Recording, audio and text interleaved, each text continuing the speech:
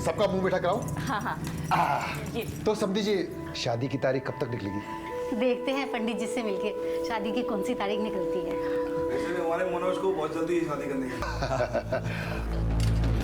मैं रखती हूँ ना मम्मी, मैं दूंगी। मम्मी नहीं, मैं दूंगी। नहीं नहीं नहीं मम्मी, नहीं मम्मी मैं दी। अच्छा ठीक है, संभल के लेके जा। हाँ नीता, हम हेल्प करते हैं तुम्हारी। नहीं नहीं मैं रखती हूँ जीजी। नहीं नहीं नहीं नहीं नहीं मैं रखती हूँ ना जीजी, आप छोड़।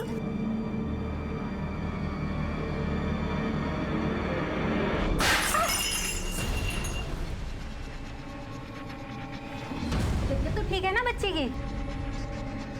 नहीं, ऐसी कोई बात नहीं। तारा, साफ करा। अरे मम्मी मैं साफ करती हूँ। पूछा, अरे पूछा कहाँ है? नीता मैं जल्दी से कर। मैं साफ कर। नहीं बेटा, मैं साफ करती हूँ। चलो।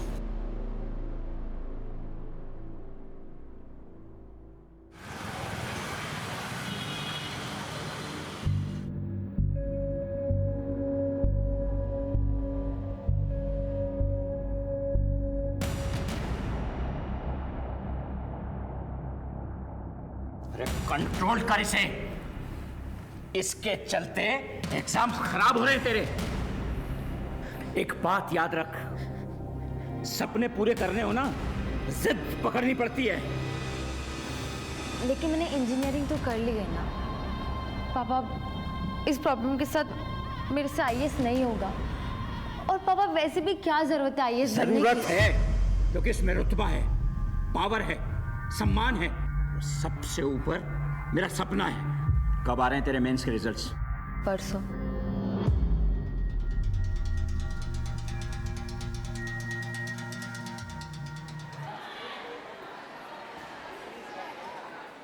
एक, दो, तीन, चार। देख देख क्या कर रही है? दिख रहा होगा इसको कुछ आसमान में। इसका तो दिमाग ही काम नहीं करता और मुझे तो समझ नहीं आता इसके माँ बाप इसका स्कूल क्यों भेजते हैं। ऐसे लोग बोझ होते हैं अपने माँ बाप के ऊपर, इसलिए तो सोचते हैं कि इनको स्कूल भेज के कुछ देर शांति से रह सके। और तुझे पता है ये ना एक दो बार घर से भाग भी चुकी है। सच में? हाँ।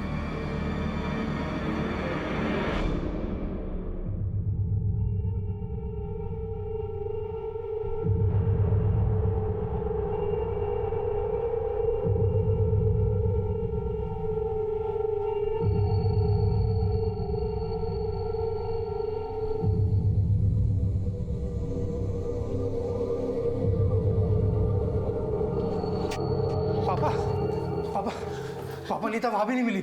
मार्केट में देखा? हर जगह देखा पापा। क्या नीता वहां भी नहीं पहुंची? पापा हमने हर किसी को फोन कर लिया, नीता कहीं भी नहीं पहुंची है। लेके होगी मेरी बच्ची, तूने उसे गली के चौराहे तक देखा? माँ मैं हर जगह देख कर आऊँ, नीता कहीं भी नहीं है। तुम भी कमाल करती हो, चौराहे तक आएगी तो घर पे नहीं आएगी। अनिल, तुझे कितनी बार समझाया उसे स्कूल से अकेले मत आने दिया कर। पापा मैं गया था स्कूल, लेकिन नीता वहां पर भी नहीं। माँ आप क्यों परेशान हो रही हो? पिछले साल भी तो उसने यही किया था, 2 बार चली गई थी घर से। इस बार भी किसी बस में चढ़ गई होगी। आ जाएगी वापस वो। कैसे आ जाएगी वो? हाँ कैसे आ जाएगी? माँ उसकी दिमागी हालत ठीक नहीं है। वो सिर्फ दिखने में 18 साल की, लेकिन उसका दिमाग एकदम बच्चे जैसा है और उसे दुनिया की भी कोई समझ नहीं है। मेरा दिल बहुत घबरा रहा है। आप ढूंढिए ना उसे, कहाँ है मेरी बच्ची? ढूंढिए ना मेरी बच्ची। फिक्र मत कर, मैं कुछ करता हूँ। फिर से नाम नहीं आया, इसका मतलब तो यही हुआ ना कि तू फिर से फेल हो गई। पापा मैंने पूरी तैयारी की थी। क्या खाक तैयारी की थी? आखिरी अटेम्प्ट बचा है, ठीक से तैयारी करो, तुम्हें आईएएस बनना है बस। लेकिन बाप इस हालत में मुझसे नहीं होगा पापा। पापा मेंस में बहुत लिखना पड़ता है, मुझसे सच में नहीं होगा। अरे सब दिमाग में है तेरे। अभी हिल रहा है हाथ, हिल रहा है अभी। इसका इलाज भी है मेरे पास।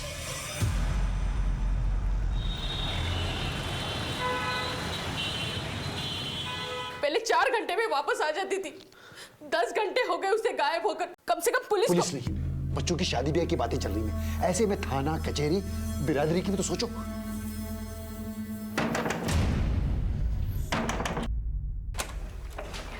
जी ये आपकी बेटी अरे है? नीता कहाँ गई थी बेटा?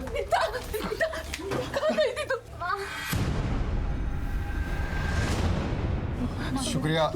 चाय पानी कुछ लेंगे आप? नहीं, आपकी बेटी को संभाल के रखिए आप। बहुत बहुत धन्यवाद आप लोगों का। तुम लेट जाओ, हम तुम्हारे लिए पानी लाते हैं और दवा भी ले आएंगे तो तुम्हें दर्द नहीं होगा।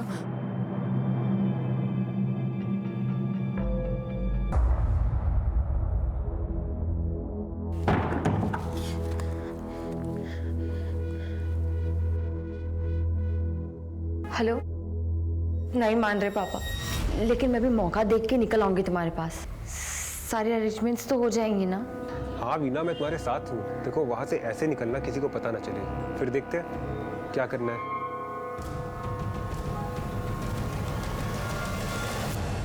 गुरु माता की, गुरु माता की, गुरु माता की, गुरु माता की, गुरु माता की, गुरु माता की, गुरु माता की, गुरु माता की।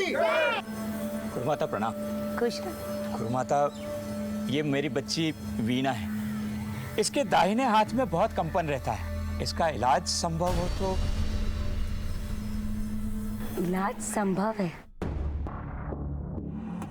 बस उसके लिए इस बच्ची को हमारे आश्रम में ही रुकना होगा। इन सब बच्चियों की तरह ये सब बच्चियां भी कोई ना कोई परेशानी लेकर आई। आज सब स्वस्थ हैं, सब खुश हैं। माता जी, वीणा को कितने दिन रुकना होगा? 8 से 10 दिन। पापा, मैं इतने दिन नहीं रहूंगी। चुप, एकदम चुप। माता जी रहेगी, आप जैसा कहेंगी बिल्कुल होगा। देखो बेटा, 8-10 दिन की तो बात है, मैं आता जाता रहूंगा। पापा, मुझे नहीं होगा। बेटा घबराओ मत, और फिर इस आश्रम में तुम अकेली तो नहीं हो, ये सब आपके साथ है।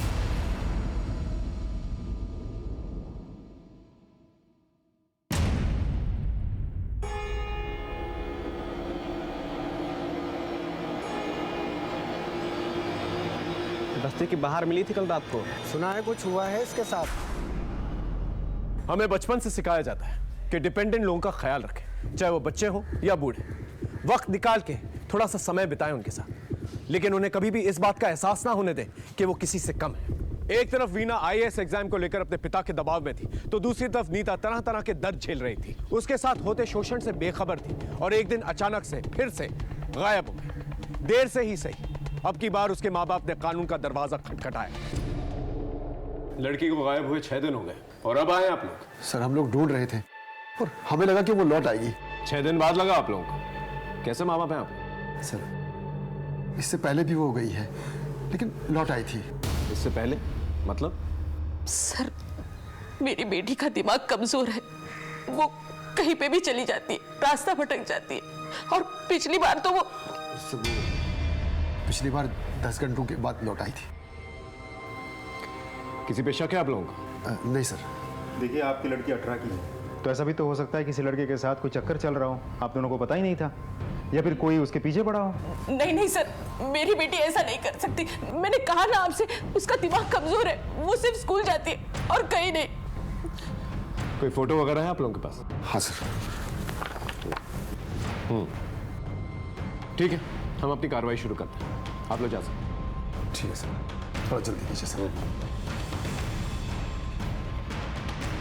राज जी, ये फोटो सभी थानों में सर्कुलेट करो और मोहल्ले में स्कूल में पूछताछ करो। जी सर।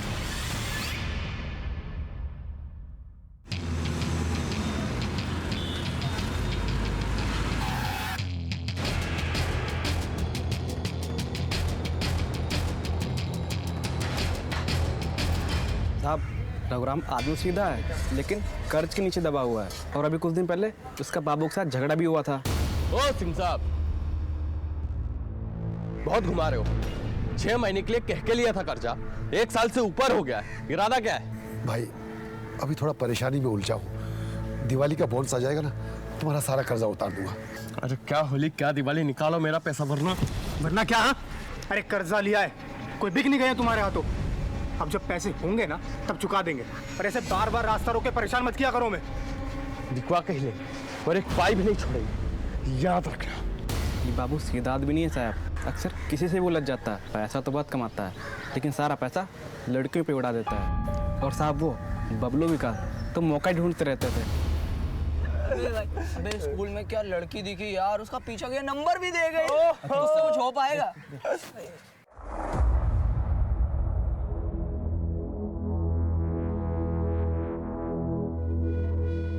अरे पगला, भाई सुनना, 2 और 2 कितने होते? 2 और 2 1 2 3। अरे 22 होते हैं रे, 20 होते हैं। आई लव यू बोलना। गंदी बात है, हम नहीं बोलते। अरे सुन तो, वीडियो देखेगी? देखना देखना ये देख, देखना। देखना, गंदी फोटो। अरे देखना, देखना। छोड़ो मुझे, मैं जीजी को बुला दूंगी। अरे बुलाना जीजी को, हम भी देख लेंगे। जीजी। ऊपर से सुनने में आया था कि कुछ दिन पहले उस लड़की नीता के साथ रेप भी हुआ था।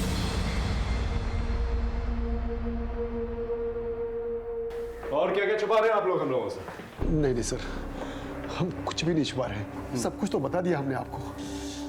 देखिए झूठ मत बोलिए, हमें ये इन्फॉर्मेशन मिली है कि पिछले हफ्ते आपकी बेटी के साथ जबरदस्ती की गई।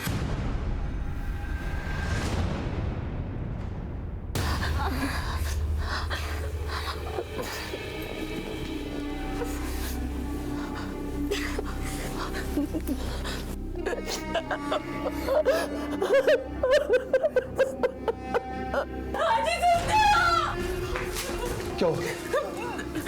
किसी ने इसकी इज्जत ले लिया। पापा पापा मैं कहता हूँ पुलिस कंप्लेन करते हैं। पापा क्या पकते हो, बात फैलेगी ना तो शादी टूट जाएगी। ऐसे तो लोग उसे सोच लेंगे, कम से कम इलाज तो करवाइए, क्या पूरी जिंदगी वो ऐसे ही रहेगी? अरे तुम तो जानती हो नौकरी के अलावा कितने छोटे मोटे काम करता हूँ मैं, कितने कर्जे लिए, कितने इलाज नहीं करवाए उसके लिए। लेकिन फायदा क्या हुआ? आपकी बेटी के साथ दुष्कर्म हुआ है, FIR दर्ज करवाया था कहीं पर? नहीं सर, नहीं कराया। कमाल के माँ बाप हैं आप। ये बाबू कौन है, क्या चक्कर है आप लोगों के साथ? सर हम एक क्लर्क हैं और क्लर्क की तनख्वाह पे बच्चों की पढ़ाई, घर का खर्चा पूरा नहीं होता, इसलिए हमने बाबू से ब्याज पे कर्जा लिया था। जैसे तैसे करके हमने अपनी बेटी की शादी पक्की की, बस घर की इज्जत के लिए हम चुप रहे सर। समाज क्या कहेगा, शादी टूट जाएगी, इन्हीं चीजों की फिक्र थी ना आप लोगों को? कभी अपनी बेटी का इलाज करवाया, उसकी मानसिक स्थिति जानने की कोशिश की? सर हर जगह उसका इलाज करवाया, हर हॉस्पिटल में लेके गए, लेकिन कोई फायदा नहीं हुआ सर। मायूस से हर जगह हाथ लगी। ये विकास, बबलू और सुमित, इनके बारे में क्या जानते हैं आप लोग? घर के बाहर हर कोई फायदा उठाना चाहता है, अब किसके बारे में क्या बताएं सर, कुछ नहीं जानते सर। ठीक है, हम लोग पता कर लेंगे, आप लोग जा सकते हैं।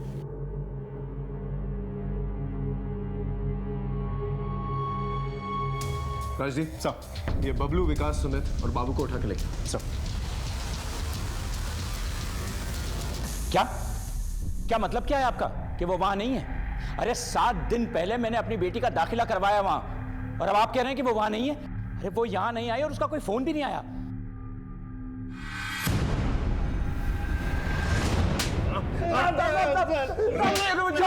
चुप! लड़कियों की मासूमियत का फायदा उठाता है, उन्हें छेड़ता है।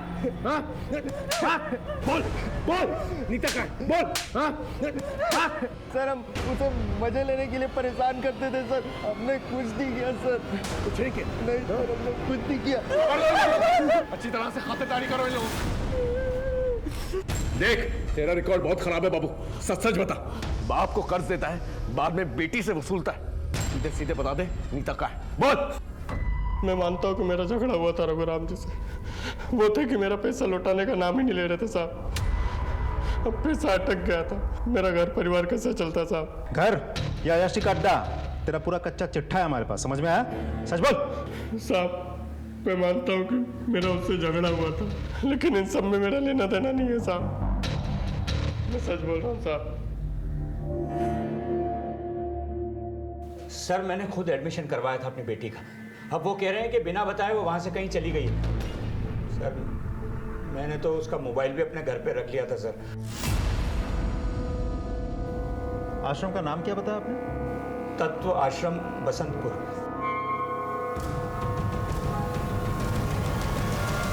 इंसान का शरीर नश्वर है, हमें भौतिक वासनाओं के पीछे नहीं भागना चाहिए। गुरु माता जी, आपसे बात करनी है।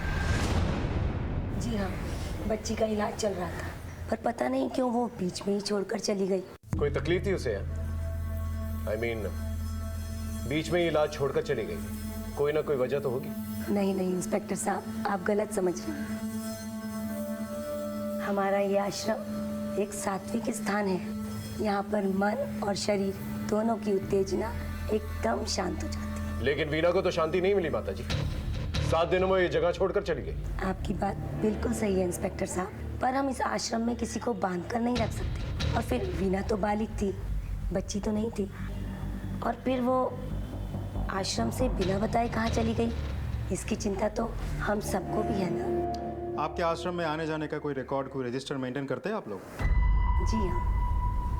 बालू जी, नीता ने बाहर जाते वक्त हस्ताक्षर तो किए थे ना? जी माता जी, उन्होंने जाने से पहले हस्ताक्षर किए थे। दिखाओ साहब को। जी माता जी।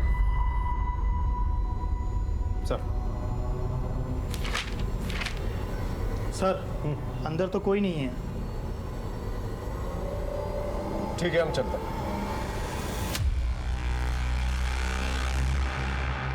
राजदीप सर, इस आश्रम में कुछ तो चल रहा है। एक काम करो, अपने एक बंदे को यहाँ पर लगा, देखो अंदर क्या चल रहा है। आई एम श्योर कोई ना कोई इन्फॉर्मेशन जरूर निकलेगी। सर, एक तरफ नीता की तलाश, दूसरी तरफ वीना की खोज ने हमें उलझा के रखा हुआ था और हाथ में कुछ भी नहीं आ रहा था। वहीं मेरी टीम ने ये पूरी इन्फॉर्मेशन चारों तरफ फैला के रखी थी और नतीजा कामयाबी के रूप में सामने आया।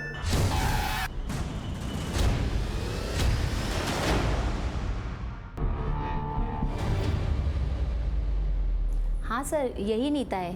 5 दिनों से तो यही थी, पता नहीं कहाँ चली गई। चली गई मतलब किधर चली गई? मालूम नहीं सर, भटक रही थी इधर उधर। कुछ मानसिक प्रॉब्लम था उसे, ज़्यादा किसी से बात भी नहीं करती थी। मेडिकल जांच भी हुआ था उसका, उससे पता चला था कि उसका यौन शोषण हुआ है। हमने यहाँ पे इलाज शुरू कर दिया था। नीता, उसके साथ कोई हादसा हुआ था, जब देखो तब गुमसुम खामोश। फिर हमने उसे अपने थेरेपी सेशन में डाल दिया।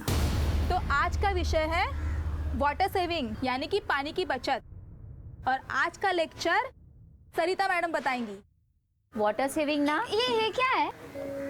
कहाँ बेटा? इधर इधर बालों के बीच में। ओ ये तो सिंदूर है। सिंदूर हमें भी लगाना है।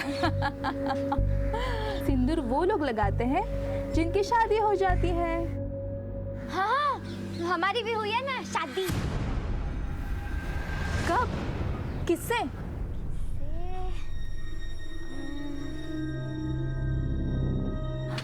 नीता बेटा, नाम क्या उसका, तुम्हारे हस्बैंड का? हस्बैंड? हाँ, हस्बैंड। हस्बैंड। फिर हमने सच्चाई जानने के लिए एक ड्रामा रचा। आज हम सब एक गेम खेलते हैं।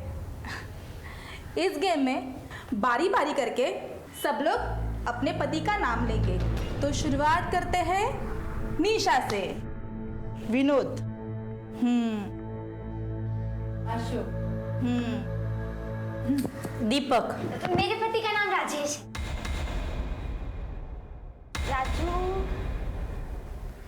राजेश है, राजेश। राजेश? कोई सरनेम? नहीं, सिर्फ राजेश।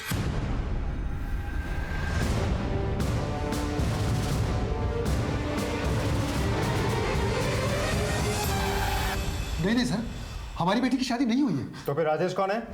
राजेश? नहीं सर, हम किसी राजेश को नहीं जानते।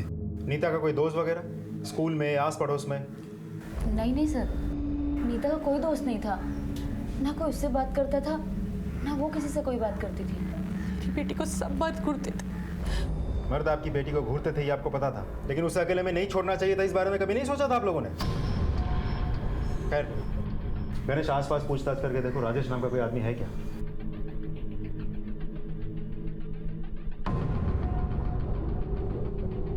गणेश, इस फैमिली पे नज़र रखो और जैसा भी होता है मुझे अपडेट करो।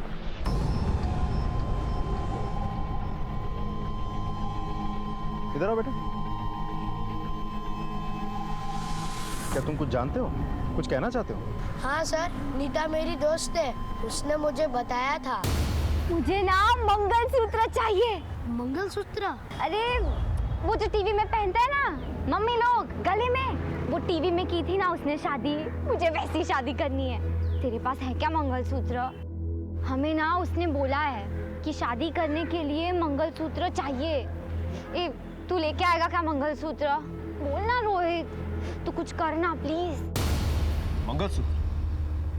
मतलब नीता को शादी के लिए कोई उकसा रहा था और उसे घर से भगाने में कामयाब भी हो गया था, फिर बाद में उसका इस्तेमाल किया होगा और सड़क पर छोड़ दिया होगा। एक काम करो, सभी थानों को अलर्ट करो। नीता जैसी लड़की का कोई भी फायदा उठा सकता है, उसे जल्द से जल्द ढूंढना होगा। और एक काम करो, मोहल्ले में आने जाने वाले रास्तों पे पूछताछ करो। आप एक्सक्यूज मी। हाँ बोलो। अच्छा ठीक। पता नहीं वो एक बात बार बार कहती थी कि किसी आश्रम में उसका इलाज हो रहा है, तत्व आश्रम। तत्व आश्रम? उधर कोई वीना नाम की लड़की उसके रूम में उसके साथ रहती थी।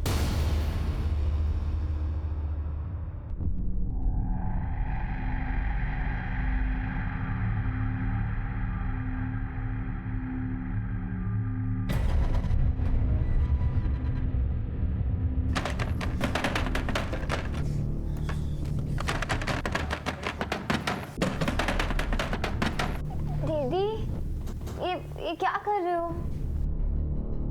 वो ना मुझे ना गर्मी हो रही है इसलिए, तू सो जा। नहीं नहीं आप भी आ जाओ, मुझे नींद नहीं आ रही है। अरे तू आंखें बंद कर, तुझे नींद आ जाएगी, आ जा।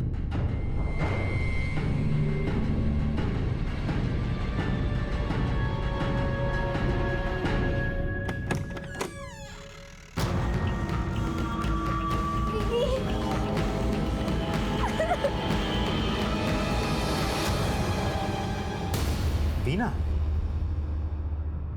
सर आश्रम तो हम देख चुके हैं, लेकिन नीता का वीना का नाम लेना साफ जाहिर करता है कि ये दोनों लड़कियां एक दूसरे को पहले से ही जानती थी। आश्रम तो इन दोनों के बीच बस एक कॉमन लिंक है। सर, ये है वीना के कॉल रिकॉर्ड्स। आश्रम जाने से पहले आखिरी बार उसने इसी नंबर पर बात की थी।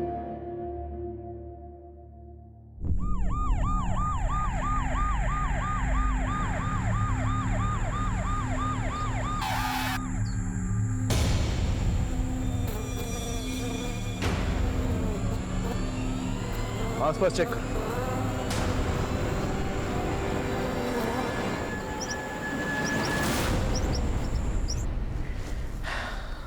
समझ में नहीं आ रहा कौन है।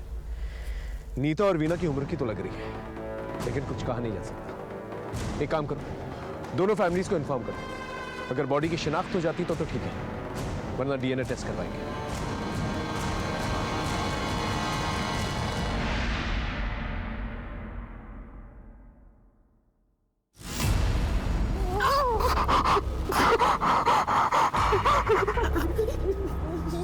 ये मेरी बेटी नीता नहीं है, नहीं है मेरी बेटी।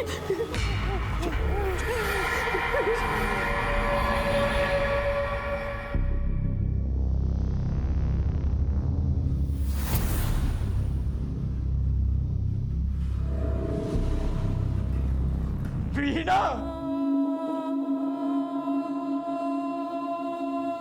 वीना, ये किसने किया तेरे साथ? मैं तो तेरे पंख सजा रहा था और कुछ नहीं। मुझे माफ कर दे, मेरे इच्छाओं ने तेरी जान ले ली। वीना की लाश मिल चुकी थी, लेकिन अभी भी नीता का कोई अता पता नहीं था। नीता के साथ हुई अनहोनी की दस्तक अभी भी दिमाग के किसी कोने में गूंज रही थी। जब कोई केस चल रहा होता है तो उठते बैठते सिर्फ उसी की धुन सवार होती है, लेकिन कभी कभी केस सुलझते सुलझते और उलझ जाते हैं।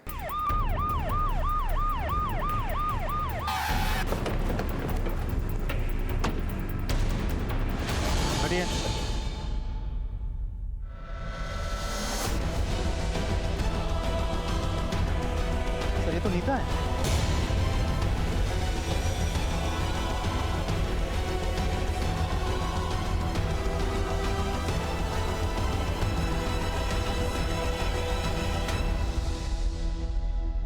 नीता!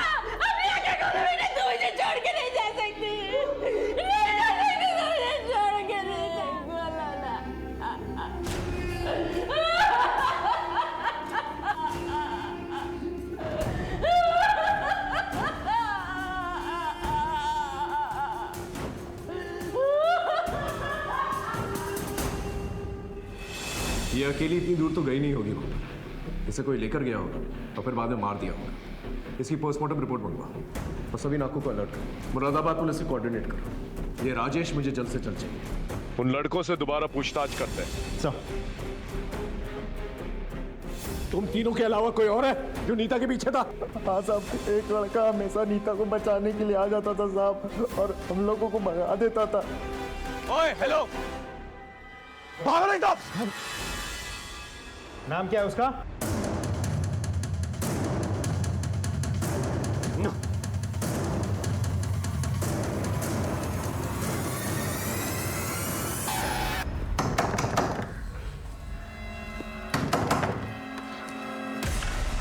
तो राजेश है? नहीं सर, राजेश मेरा दोस्त है। कहाँ है राजेश? सर वो मुरादाबाद गया है अपने पेरेंट्स के पास। करता क्या है वो? टीके कॉलेज में पढ़ता है, BA फाइनल। मुरादाबाद घर का एड्रेस है तेरे पास? है सर। साथ में फ़ोन नंबर भी देना।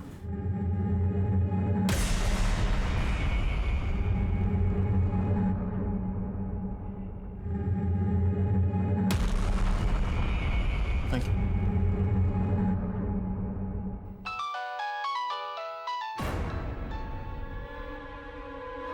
किधर है? मुरादाबाद। उधर से निकल जल्दी, पुलिस तुझे ढूंढ रही है। और अपना मोबाइल बंद कर। और वो लड़की तेरे पास है? नहीं भाई, वो वहाँ है जहाँ पुलिस के फरिश्ते भी नहीं पहुँच सकते। अच्छा चल, तो अब फ़ोन रख। सर, राजेश मुरादाबाद से फरार है। टीम उसकी खोज में है। आप एक्सक्यूज मी। हाँ बोलो।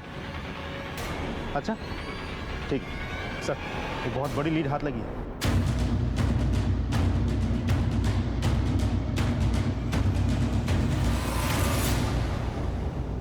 तो ये रहा वो कमरा जहां गुरु माता के पति लड़कियों का यौन शोषण करता था।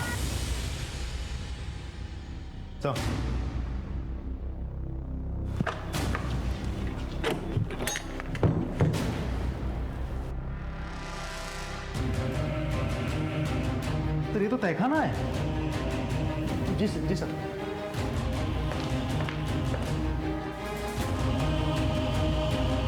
और सर ये भी पता लगा कि नीता और मीना का शोषण भी यही किया गया।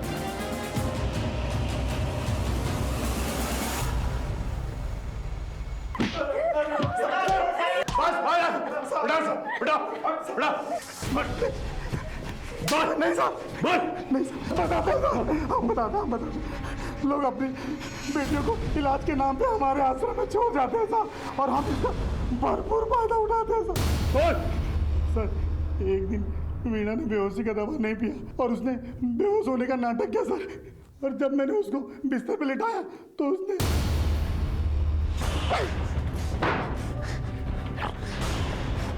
मुझे ना तुम लोगों पर पहले से ही शक था, लेकिन आज यकीन हो गया। इलाज के नाम पर तुम लोग लड़कियों की इज्जत के साथ खेलते हो।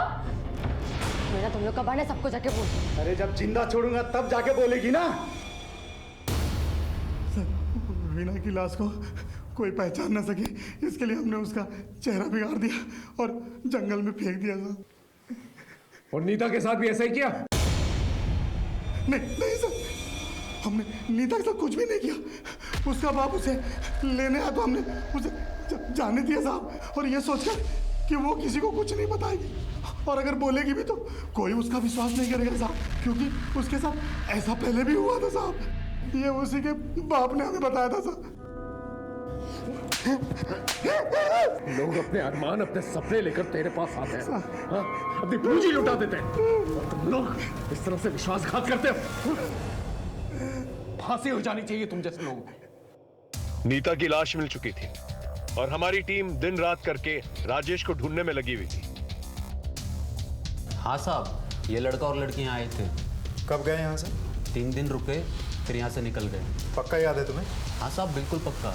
आप CCTV देख सकते हैं।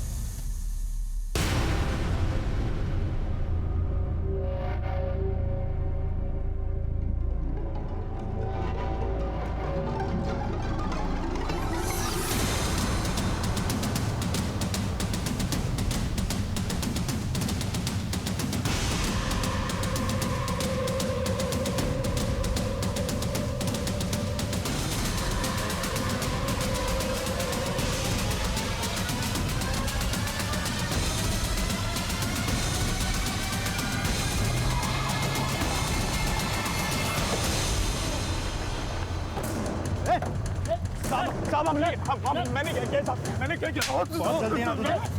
चल साहब बताओ तो सही, मैंने किया क्या है साहब? अरे साहब बताओ तो सही। सर मैंने कुछ कहा। तेरा सारा कच्चा चिट्ठा है हमारे पास, इसलिए सच सच बोल। बोल। सर मैं आते जाते देखता था उसे, गली के लड़के छेड़ते थे उसे सर। इसलिए तूने अपनी शेखी दिखाई, लड़कों को भगाया और अपने काम पे लग गया। नहीं सर, वो मेरी दोस्त बन गई थी सर। दोस्त बन गई थी? क्या उसकी मासूमियत का फायदा उठाया तूने? बोल।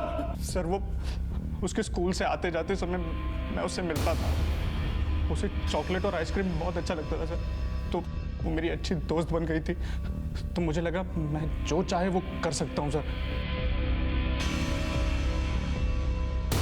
सर मैंने उसका भरोसा जीत लिया था। फिर एक दिन। अरे क्या हुआ नीता, इतनी दुखी क्यों हो?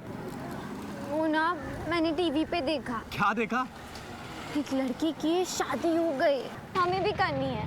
क्या?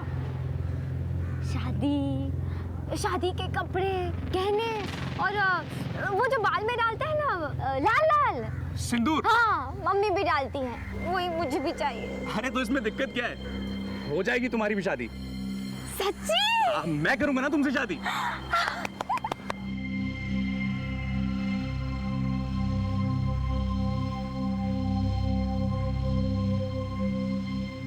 नीता। राजेश! नीता तूने शादी के लिए बोला था ना? तो शादी का टाइम आ चुका है और मैंने सारी तैयारियां भी कर ली हैं। अच्छा, मैं घर में सबको बता के आती हूँ। अरे नहीं बाबा, ये ना सीक्रेट वाली शादी है, सबको बताएंगे तो बात बिगड़ जाएगी। हाँ, तो फिर क्या करेंगे? तो फिर क्या, तू चल मेरे साथ। हाँ, तू चल मेरे साथ। चल चल चल, चल। मैं उसे भगा के उस होटल में ले गया था सर। आओ।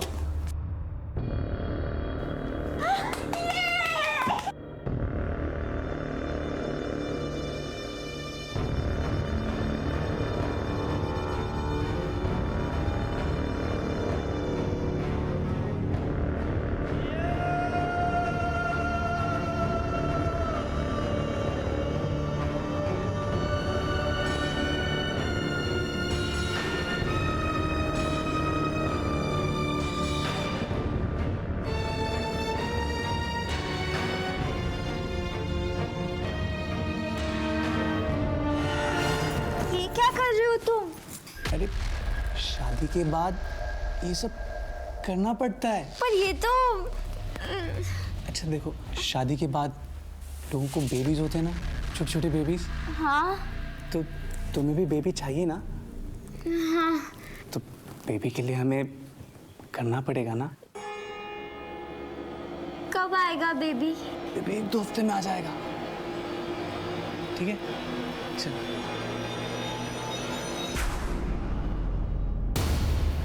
सर हम लोग 3 दिन उस होटल में रुके, फिर मेरा जी भर गया था और मुझे घर वापस जाना था और उस लड़की से पीछा छुड़ाना था मुझे। निकाल से। ये क्यों कर रहे हो तुम? तू ना इसके लायक नहीं है, और ये सिंदूर निकाल के। चल, मेरा मंगलसूत्र, निकल यहाँ से, चल। मेरा मंगलसूत्र दे दो।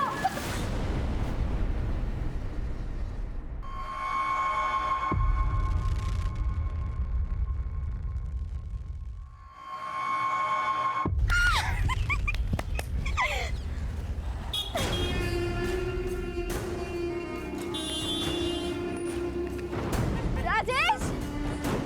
राजेश! राजेश! ये कहानी किसको सुना रहा है बे? नीता की लाश मिली है। बोल।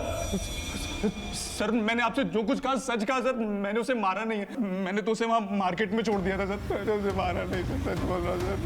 मर्डर नहीं किया, लेकिन रेप तो किया ना उसका तूने, वो भी दिमाग से लाचार लड़की का। सारी उम्र जेल में सोना।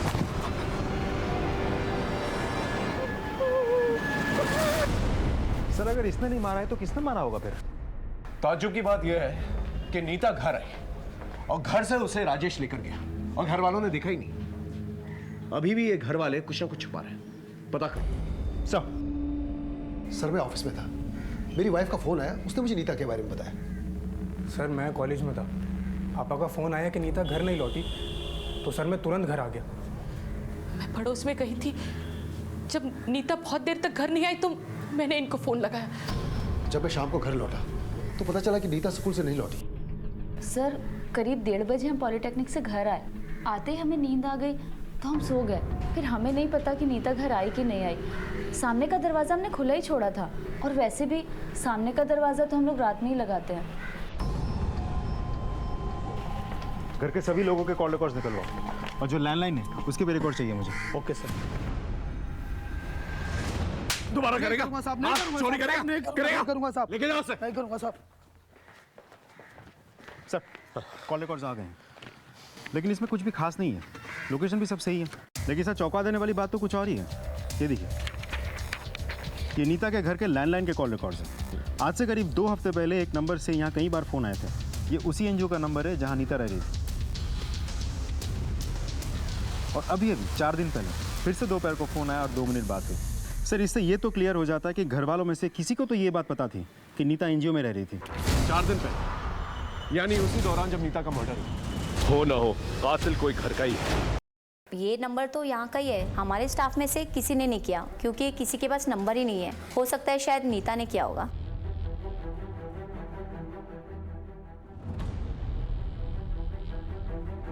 अगर नीता ने फ़ोन किया था तो फिर फ़ोन उठाया किसने?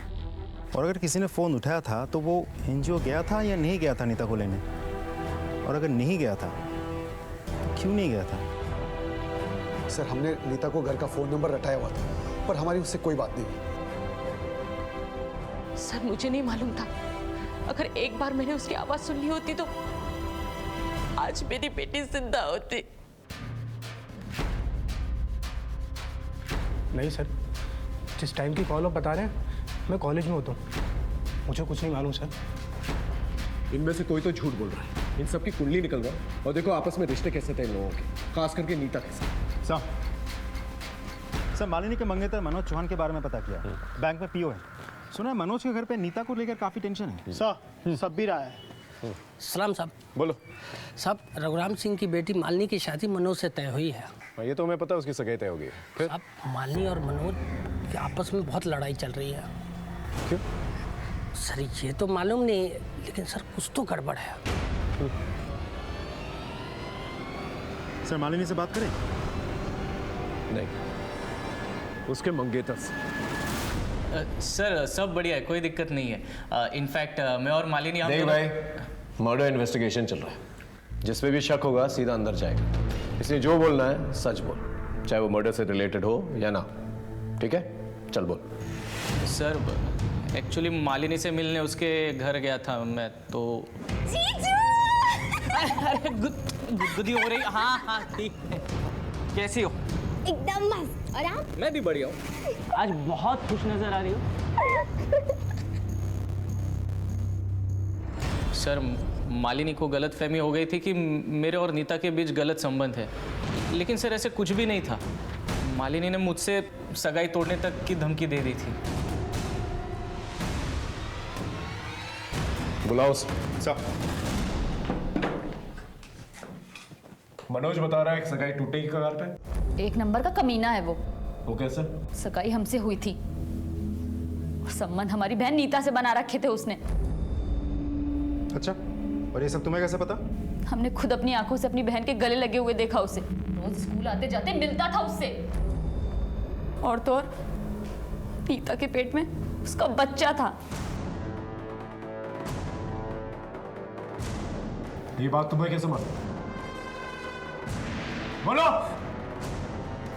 वो हमें लगा। तुम्हें क्यों लगा? नीता ने खुद हमें कॉल करके सब बताया था। हाँ हाँ मनोज, रिंग बहुत अच्छी है। मनोज 1 मिनट होल्ड करो। हेलो जीजी, जीजी मैं बोल रही हूँ। नीता, कहाँ हो तुम? जीजी आपको मालूम है मेरी ना शादी हो गई है और मेरे पेट में एक बेबी है। शादी? बच्चा? क्या बकवास कर रही हो? किससे हुई शादी? जीजी वो ना एक सीक्रेट है, मैं आपको घर आके बताऊंगी।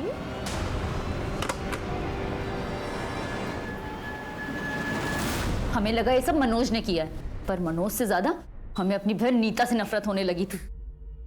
इसीलिए हम घर से निकले और रास्ते में हमें नीता मिल गई। हम उसे बहला फुसला के एक सुनसान जगह ले गए। अब आ गई मेरी प्यारी जीजी, मेरी क्यूट जीजी। बस बस, अब घर चलें? चलो। ऑटो से जाएंगे ना? नहीं, हम पैदल जाएंगे। दीदी, ये शॉर्टकट है क्या? हाँ, ये शॉर्टकट है। बस देखो, थोड़ा सा और आगे जाएंगे, आ गया।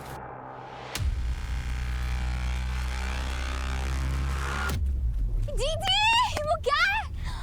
कितना बड़ा है जीजी।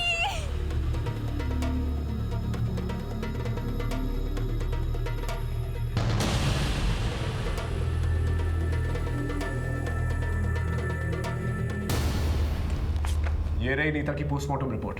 इसके मुताबिक वो मरते वक्त प्रेग्नेंट नहीं थी, बल्कि उसके दिमाग में ही बात राजेश नाम के एक लड़के ने डाली थी, जिसने उसका किडनैप किया और बाद में उसका बलात्कार।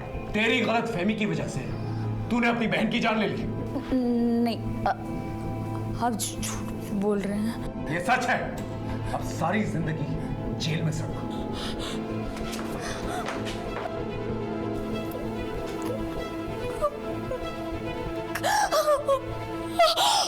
वीना का इलाज अस्पताल में करवाने के बजाय उसके पिता उसे एक ढोंगी बाबा के पास ले गए, जहां पर इलाज के नाम पर उसके साथ शोषण होता रहा। गौर करने वाली बात यह है कि इन बाबाओं के चक्कर में केवल मानसिक रूप से पीड़ित लोग ही नहीं जाते, बल्कि वीना जैसी पढ़ी लिखी लड़की और उनके परिवार वाले भी फंस जाते हैं। ये बात अपने आप में एक बहुत बड़ी दस्ता है। अपनी मेहनत और अपनी काबिलियत के दम पर कामयाबी पाने के बजाय इंसान चमत्कारी शॉर्टकट ढूंढने लगता है। उन्हें लगता है एक जादू की छड़ी घूमेगी और रातों रात उन्हें कामयाब करके चली जाएगी, लेकिन होता बिल्कुल उल्टा है। उन्हें तबाह करके चली जाती है। फिर मिलेंगे एक नए केस के साथ। तब तक देखते रहिए क्राइम पेट्रोल दस्तक।